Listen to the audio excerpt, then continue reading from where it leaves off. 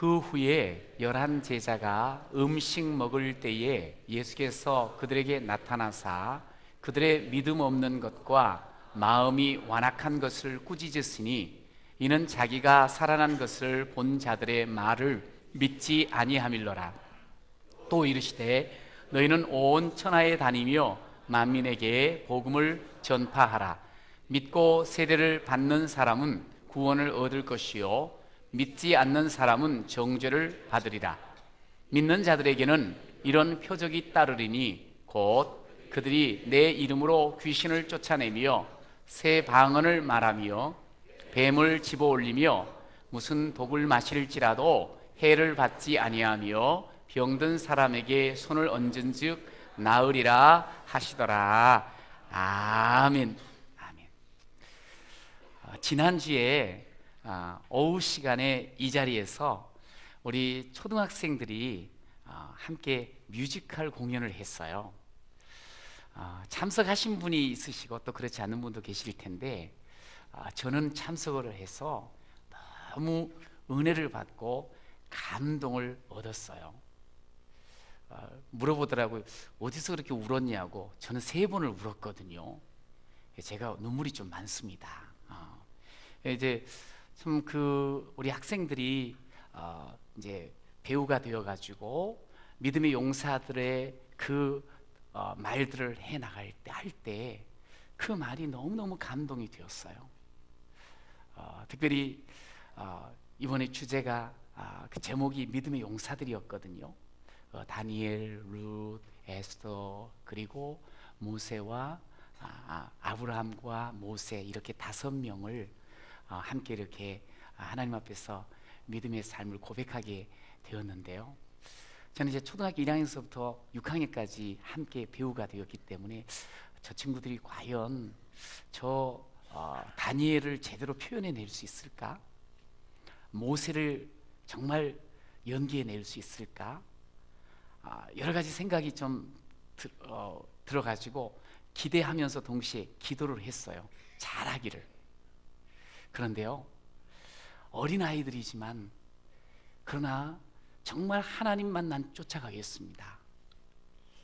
저는 예를 들어서 에스더 같은 경우는 죽으면 죽으리라 하는 그 말씀을 이렇게 대사로 우리에게 표현을 하는데요, 너무 큰 감동으로 다가오더라고요.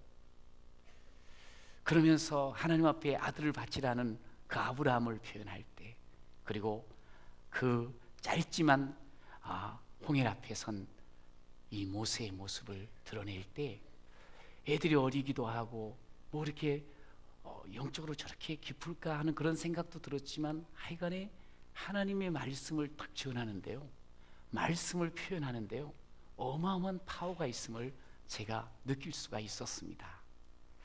다니엘을 연기하는 뮤지컬 배우가 되어진 우리 학생이, 초등학생이에요. 이런 이야기를 했어요. 결코 내가 특별해서가 아닙니다. 누구든지 위대하신 하나님을 진정으로 알면 하나님께 의지하게 되고 하나님의 능력과 신실하심을 경험하면 흔들리지 않는 믿음을 소유할 수 있습니다. 할렐루야. 그 사자굴 앞에서 이 고백을 할 때요, 이렇게 가슴이 그냥 확 하나님 그 은혜가 임하면서 이렇게 쫙 느껴지는 그런 힘이 있었어요. 제가 거기서 느낀 게 뭔 줄 아세요? 어린 초등학생 1학년이라도 하나님의 말씀이 그의 입술을 통해서 고백이 되어지면 엄청난 파워가 있구나, 이게 사람을 감동시키는 은혜가 있구나 하는 것을 느낄 수가 있었어요. 사람이 약하다, 어려운 환경 가운데 있다, 어리다, 경험이 없다, 가난하다, 그것은 큰 문제가 되지 않더라고요. 정말 내 입술을 통해서 내 삶의 현장에서 하나님은 살아계십니다, 하나님은 전능하십니다, 하나님은 나를 끝까지 지켜주십니다. 할렐루야. 이 고백이 그에게서 나오면 사람들에게 엄청난 힘을 주고 자기도 힘을 얻는 그런 모습을 보게 되었습니다. 약하다고 어리다고 하나님의 말씀을 제대로 고백 못하는 게 아니더라고요. 어른만이 하는 게 아니에요. 이건 누구나 할 수 있다는 거예요. 저와 여러분은 예수님을 믿어 하나님의 아들로 딸로 살아가는 사람인 줄로 믿습니다. 하나님의 아들, 딸이 되어 이 땅을 살아가는 그 삶의 걸음을 신앙의 걸음이요 믿음의 걸음이라고 말하게 됩니다. 그런데 이 믿음의 걸음은 반드시 미션을 이루면서 살아가야 돼요. 그냥 나 혼자 잘 먹고 잘 사는 그런 삶이 아니라 하나님께서 우리에게 믿음으로 구원받은 자녀가 되게 하셨는데, 이 믿음의 삶은 하나님을 드러내는, 하나님을 높여드리는 사명, 미션이 뒤따르게 되어 있는 거예요. 우리가 거창한 일을 해서가 아닙니다.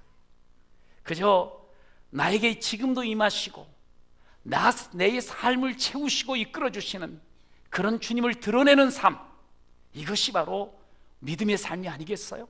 이 우리가 주님을 드러내는 삶을 살아갈 때 우리 주변의 사람들은 하나님이 살아계시는구나, 예수님이 과연 우리에게 생명을 주시는 분이시구나, 그것을 깨닫게 되어지고 감동을 받게 될 줄로 믿습니다.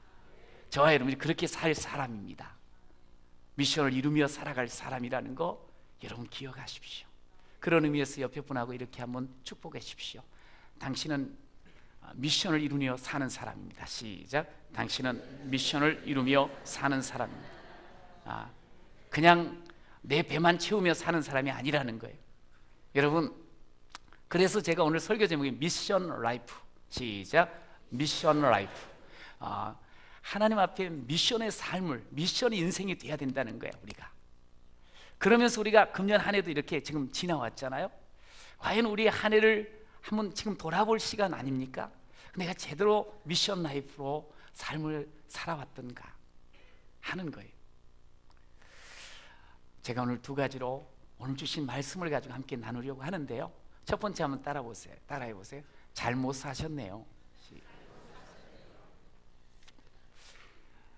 믿음의 걸음을 걸어야 되는데, 미션의 삶을 살아야 되는데 잘못 살았어.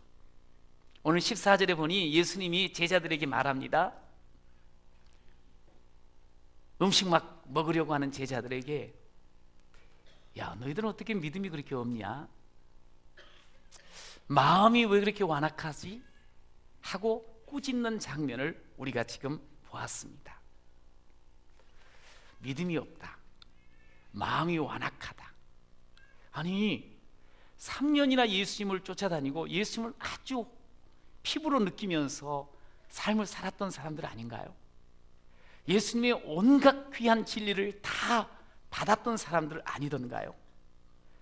주는 그리스도십니다, 하나님이십니다 하고 고백했던 사람들 아니던가요? 그런데 오늘 예수님이, 야, 너희들 왜 이렇게 믿음이 없니?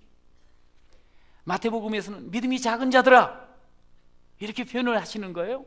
마음이 완악해, 너희들 왜 이렇게 잘못 살고 있니? 믿음 가졌다고 하면서 하나님을 아버지라고 부르면서 왜 이렇게 잘못 살지? 하며 책망을 하시는 것과 똑같습니다. 제가 주중에 가평에 있는 필그림 하우스라는 곳에서 한 주간을 보냈어요. 그곳에 가면 금년서부터 이렇게 조그만 다리를 건너면 넓은 땅이 있는데 거기에 철로 역정 코스를 만들어 놨어요. 그래서 아침마다 일어나 가지고 밥을 먹기 전에 그 다리를 건너서 철로 역정 코스를 한 바퀴 돌면은 너무너무 신선하고 좋아요. 천천히 걸어가면 한 40분 한 군데 서 가지고 묵상도 하고 기도도 하고 가다 보면 1시간이 좀 훌쩍 넘고, 그리고 조금 그냥 평범한 이 걸음으로, 제 걸음으로 쭉 걸어가면 한 30분 이렇게 코스를 쭉 돌게 돼 있어요. 여러분, 거기에 가면 이제 한 크리스찬이 이 멸망의 도시를 나와서 좁은 문을 지나가지고 이제 천성을 향해서, 하나님의 나라를 향해서, 하나님의 하늘나라를 향해서 가는 그런 과정 속에서 여러 가지 문제들이 있을 수 있잖아요. 특별히 그 걷는 과정 속에서 소위 말해서 명예, 부, 영화 뭐 이런 것들이 많이 유혹을 하는 거예요. 또 허영의 시장 같은 데서 또 허영기를 발동할 수도 있고요. 그러면서 조금 더 편하게, 조금 더 쉽게 살려고 하는 그런 삶의 시도들이 있지요. 그런데 거기에서 크리스찬은 이제 하나님의 마음을 가지고 살아갈 때 진정 하늘의 성, 도성으로 도착하는 그런 과정들을 거기다가 표현을 해놨는데요. 여러분도 한번 기회가 있으면 한번 꼭 가보셔서 이렇게 한번 돌아보시면 참 좋을 것 같아요. 나중에 한번 저도 같이 가자고 그럴 테니까요. 그런데 거기를 이렇게 좁은 문을 딱 지나고 나면 거기에 두 그 상이 있어요. 두 사람의 상이. 그런데 어떤 상인 거냐? 한 사람은 고집이에요. 고집. 그리고 한 사람은 변덕이에요. 신앙생활을 이렇게 하면서 계속 쫓아다니는 게 뭔 줄 아세요? 이 고집스러움. 자기 속에 이미 딱 자리 잡은 그 깨지기 힘든, 이미 굳어져 있는 그런 생각들, 행동들, 경험들, 지식들, 이것이 언제든지 신앙생활하면서 그것이 쑥쑥 나와가지고 고집불통이 되는 거예요. 그리고 귀가 얇아가지고 세상 이거 좋다더라, 저게 행복하다더라, 이게 또 돈 많이 벌더라, 그러면 거기에 쏙 빨려 들어가지고 신앙이 안 보여. 그런 걸음을 걸을 수 있다는 거지. 여러분, 믿음이 뭔 줄 아세요? 오늘 믿음을 제대로 보이지 못하고 살아갈 때 넌 잘못 살았어, 주님이 말씀을 하시는데, 이 믿음이 뭐냐면, 믿음은 우리 속에 이미 구성되어 있는 게 있어요. 딱 자리 잡은 게. 이것을 빼는 거예요. 그리고 하나님의 말씀을 여기다 채우고 하나님의 가치와 하나님의 기준을 담고 살아가는 것. 이제는 새로운 기준으로 살아가는 것. 내 세상 가치와 내 삶의 기준으로 살아가는 것이 아니고 하나님의 기준과 하나님의 가치를 담고 그것을 드러내며 살아가는 것. 이 세상 속에 살아가는 걸음 속에 그것을 보여주며 살아가는 삶이 바로 믿음의 삶이라고 말씀드릴 수가 있어요. 그런데 문제는 뭐냐면, 이제 믿음을 정의하기를 히브리서 1장에서 11장에서는 믿음은 바라는 것들의 실상이요 보이지 않는 것들의 증거라 그랬어요. 그런데 이제 우리들이 일반적으로 삶을 살아갈 때 가장 많이 휘둘리는 것, 그것이 뭐냐면 눈에 보이는 거예요. 내가 느끼는 거예요. 내가 경험한 거예요. 내가 이미 익숙한 거예요. 그런 것들이 나를, 신앙생활하는 나를 계속 끌고 가려고 그래요. 나를 휘두르고 가는 거예요. 그런데 믿음은 뭐냐면 보이지 않는 것들을 보면서 사는 것처럼, 그것이 믿음이라 그랬거든요. 예를 들면 이런 거지요. 다윗이라는 사람이 사무엘상 17장에 보면 거인 골리앗 앞에 서게 됩니다. 그런데 다윗이 이렇게 이야기를 해요. 거인 골리앗이 보이잖아요. 그리고 그가 들고 있는 칼과 단창이 보입니다. 방패가 보입니다. 그런데 그는 이렇게 이야기를 해요. 너는 칼과 단창으로는 내 앞에 서 있지만 나는 칼과 단창이 아니고 여호와의 이름으로 나아가노라. 할렐루야. 이 말씀을 했어요. 잘 보세요. 이게 지금 어떤 싸움인 거 아니? 보이는 것과 보이지 않는 것의 싸움이에요. 칼과 단창을 보고 거대한 골리앗을 보면서 주눅 들고 도망가고, 그리고 그야말로 마음이 녹아버리는 그런 많은 사람들이 있었어요. 왜? 보이는 것만을 보니까. 그러나 다윗은 그가 믿는 하나님, 그와 함께 하신 하나님, 여호와의 이름 보이지는 않습니다. 그러나 그가 나와 함께 한다는 확신을 가지고 나는 너 앞에 보이지 않지만 하나님의 이름으로, 하나님의 능력으로 나아가노라. 할렐루야. 이게 믿음이라는 거예요. 그는 이런 고백을 하지요. 여호와의 구원하심이 칼과 창에 있지 아니함을 이 무리에게 알게 하리라. 전쟁은 여호와께 속한 것인즉 그가 너희를 우리 손에 넘기시리라. 할렐루야.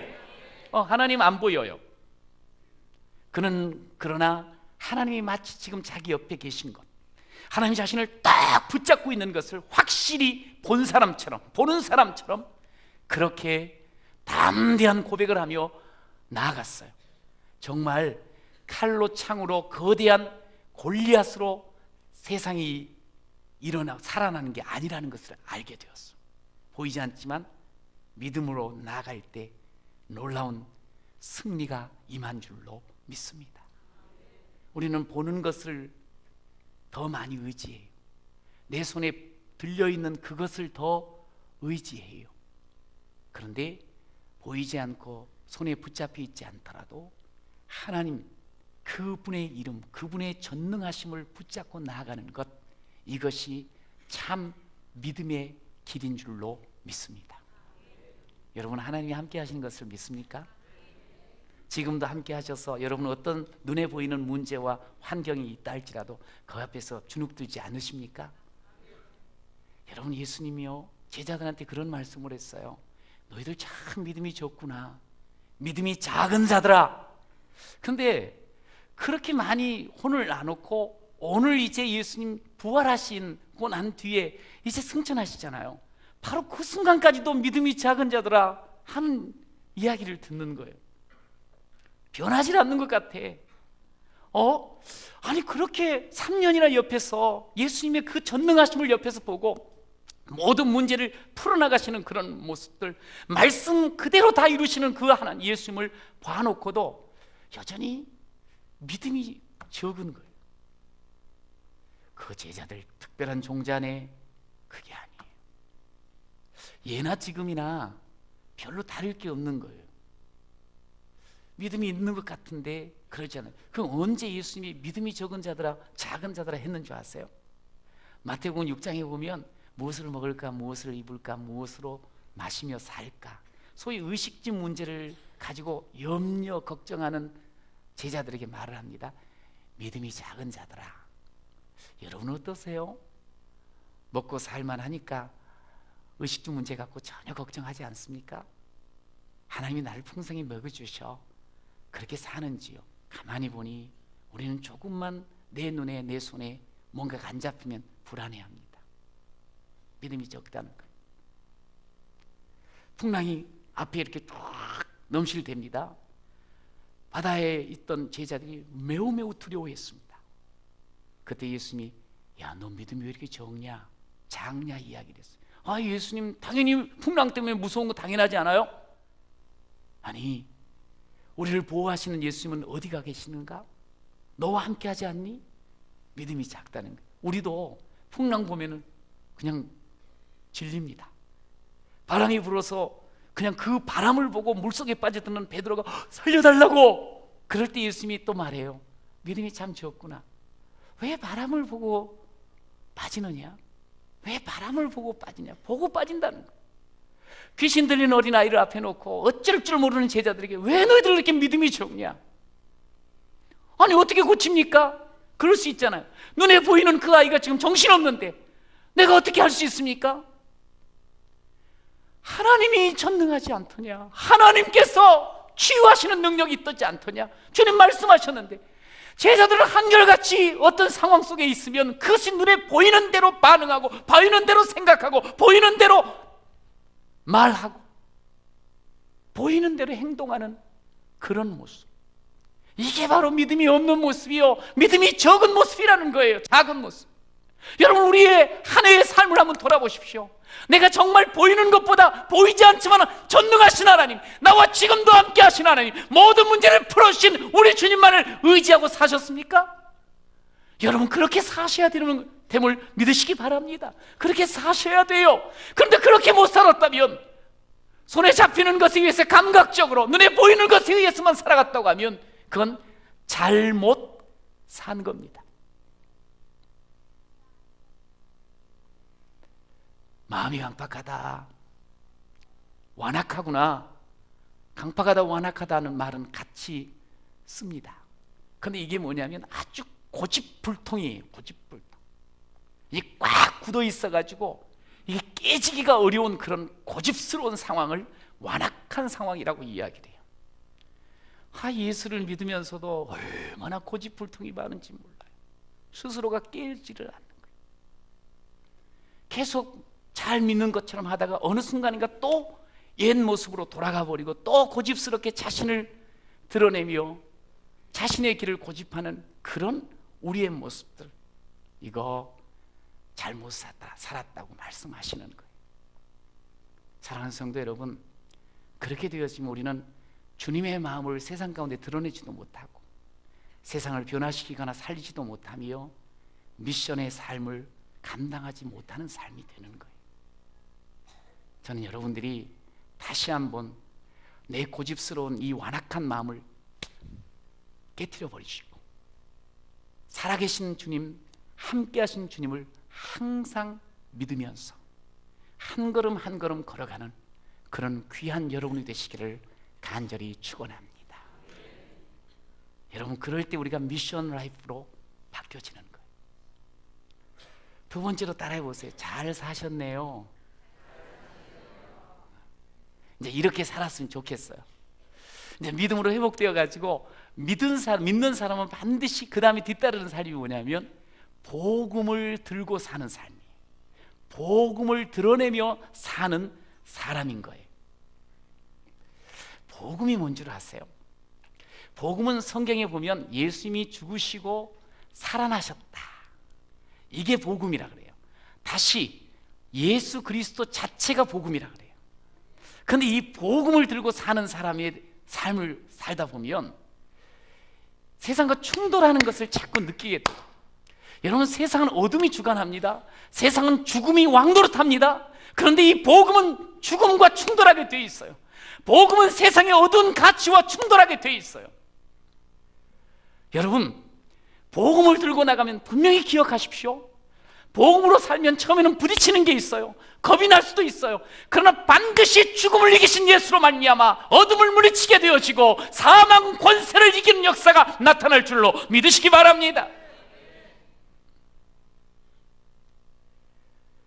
복음으로 살아가. 제가 금년을 시작하면서 이 1월 달에 마가복음을 처음 시작을 했어요. 마지막 주부터. 그때 시작할 때 마가복음을 처음 시작하면 어떤 성경 구절이 나오는 거 아니? 하나님의 아들 예수 그리스도의 뭐라고요? 복음의 시작이다. 그래서 미션 2016은 복음과 함께 가자고 제가 여러분에게 설교를 했어요. 기억하시죠? 목사님 11개월이 지났는데 그걸 뭔 수로 기억해요? 괜히 묻지 마세요. 네, 죄송합니다. 네. 하여간 복음의 시작이라 그래놓고 복음 일로 복음의 한 길을 가자고 제가 여러분에게 설교를 했어요. 그러면서 오늘 마지막 장에 와가지고 마가는 이렇게 이야기를 합니다.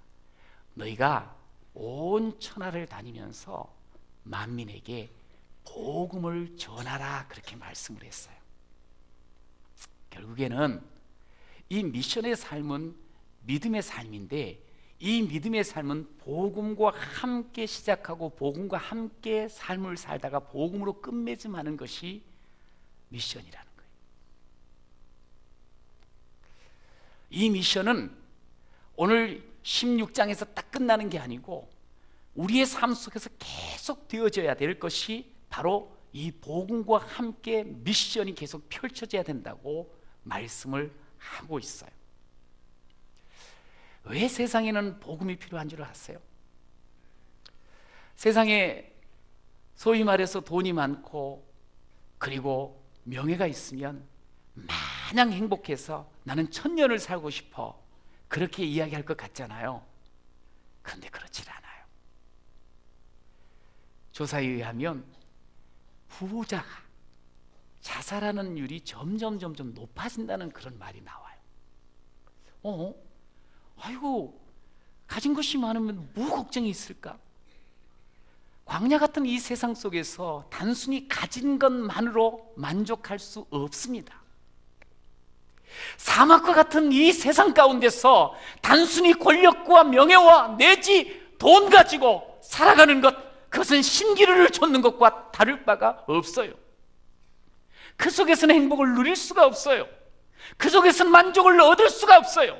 오직 예수 그리스도의 살아계심을 만날 때 어둠 권세를 이기시고 모든 사망의 그 권세를 무너뜨린 예수를 만나야지만이 이 험한 세상, 광야 같고 사막 같은 세상 속에서 진정 만족을 누리고 그리고 노래하는 삶을 살게 될 줄로 믿습니다.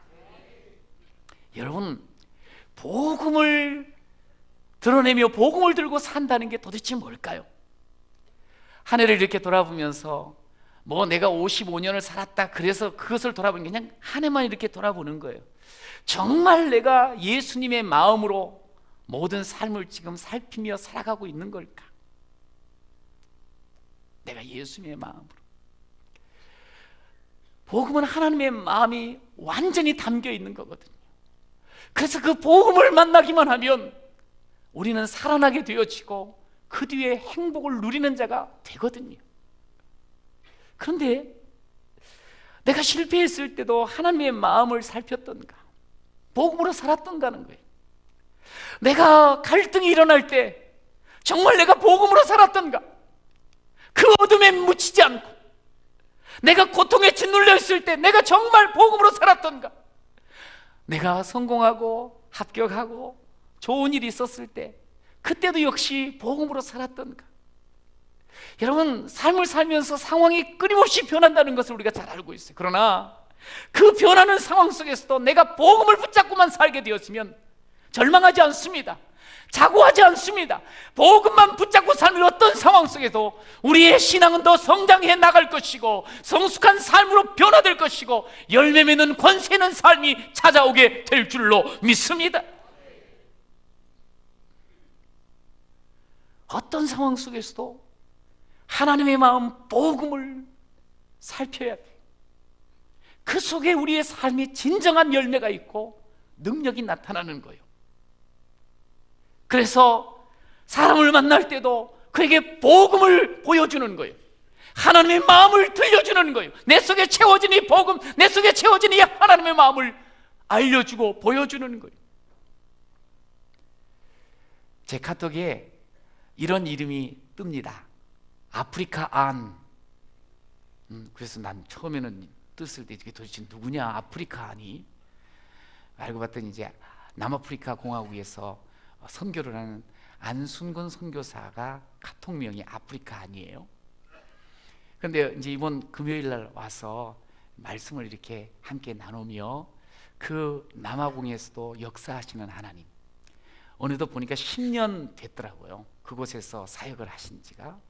그런데 현지인들을 대상으로 그냥 노천에서 그 공원에서 예배를 인도도 하고, 또 양철교회라고 보니까 양철로 이렇게 지어진 그 예배당에서 예배를 드리기도 하고, 또 신학생도 키우기도 하고, 특별히 주일학교 아이들에게 평일날도 계속적으로 말씀을 전하며 활동을 해나가는 그런 사역, 왕성한 사역을 알게 되었습니다. 그런데 참 그 선교사님하고 이야기를 하면서 이제 참 받은 은혜가 너무 커가지고 사실은 여기 부모님들과 함께 지내야 될 그런 상황인데도 불구하고 그곳으로 가시는 거예요. 너무너무 참 마음에 기도가 되어지면서 또 참 존경스럽다 하는 그런 생각이 들었어요.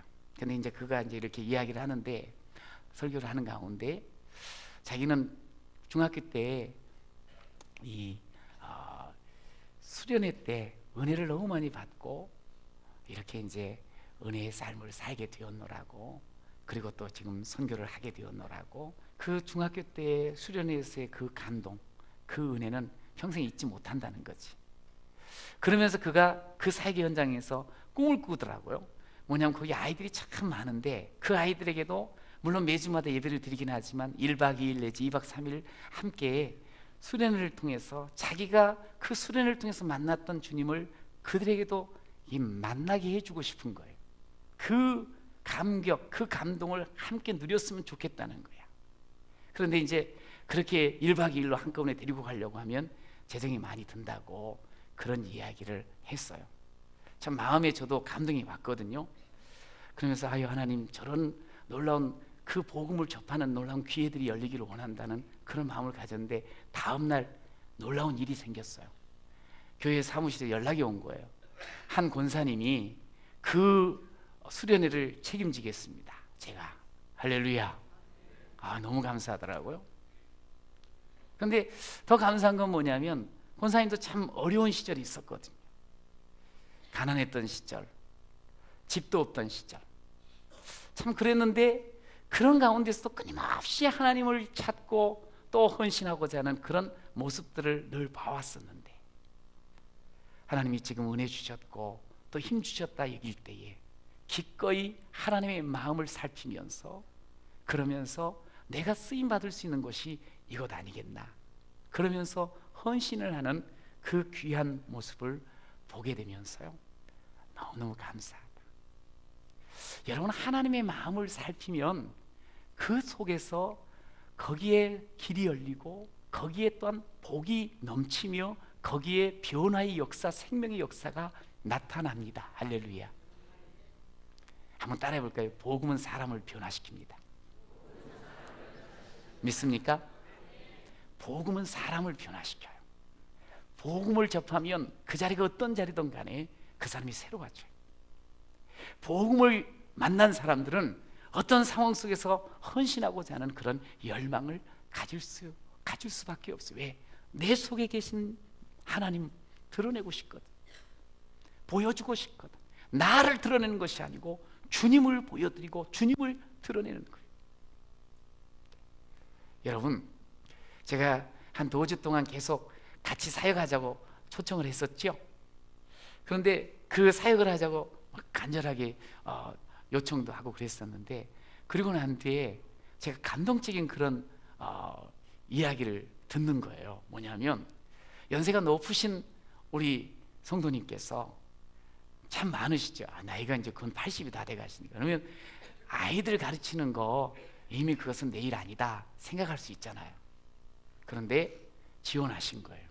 어떤 부서라도 좋으니 내가 한 반을 잘 섬겨보겠습니다 하면서 지원을 했어요. 와, 그 이야기를 듣고 제가 너무 행복했어요. 와, 이런 일이 있구나.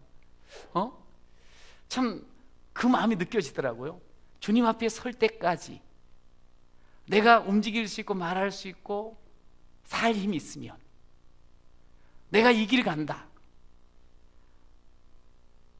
주님 다시 오실 때까지 나는 일어나 달려가리라.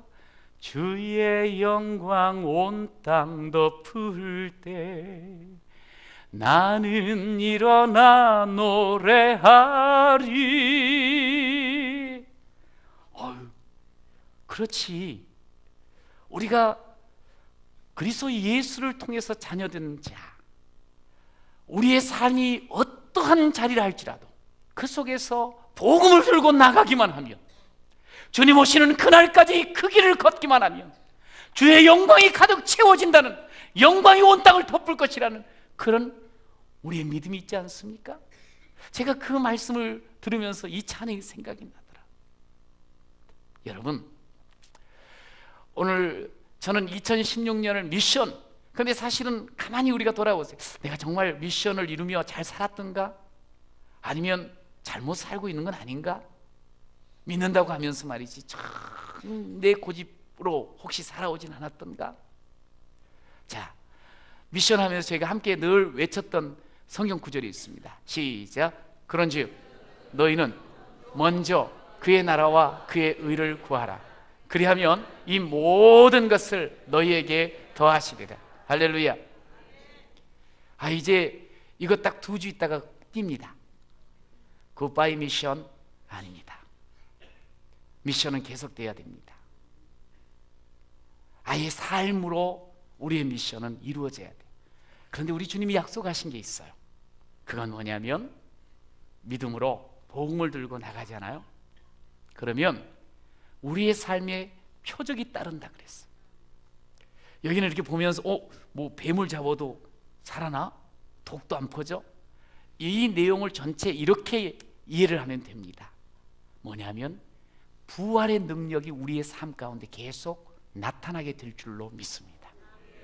생명이 일어나며 어둠이 물러가고 죽음의 권세가 세력을 잃게 되어지고 모든 마인 것들이 풀려지며 하나님의 살아계심이 보여지는 귀한 삶이 우리의 삶이 될 줄로 믿으시기 바랍니다.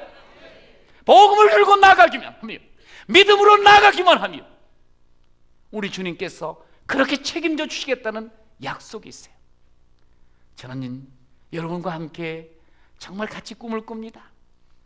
여러분들이 정말 예수 만나 예수를 믿고 복음 들고 나감으로 말미암아 여러분의 가정이 표적이 따르고, 여러분의 삶의 현장이 기적이 나타나고, 여러분의 만나는 사람들이 생명을 얻으며, 그러면서 하나님 나라가 이루어지는 위대한 삶의 주인공이 되시기를 간절히 축원합니다.